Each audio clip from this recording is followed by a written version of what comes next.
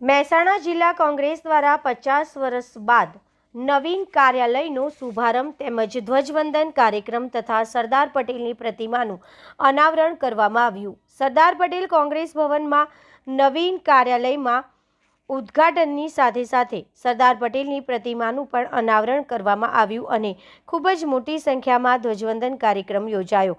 ધ્વજવંદનના આ કાર્યક્રમમાં મુકુલ વાસનિકના હાથે ધ્વજવંદન કાર્યક્રમ યોજાયો, જે દરમિયાન અમિતભાઈ ચાવડા, ગેનીબેન ઠાકોર, તુષારભાઈ ચૌધરી તેમજ જિલ્લાના પૂર્વ ધારાસભ્યો, જિલ્લા પંચાયતના સદસ્યો, તાલુકા પંચાયતના સદસ્યો તેમજ મોટી સંખ્યામાં કાર્યકરો ઉપસ્થિત રહ્યા। 50 વર્ષ બાદ માત્ર 24 દિવસમાં દિવસ રાતની મહેનતથી તૈયાર કરાયેલ કોંગ્રેસના નવીન કાર્યાલયમાં આગામી સમયમાં આવનારી મહાનગરપાલિકા ચૂંટણી અને અન્ય ચૂંટણીઓમાં કોંગ્રેસ ખૂબ જ આક્રમકતાથી ચૂંટણી હવે લડશે।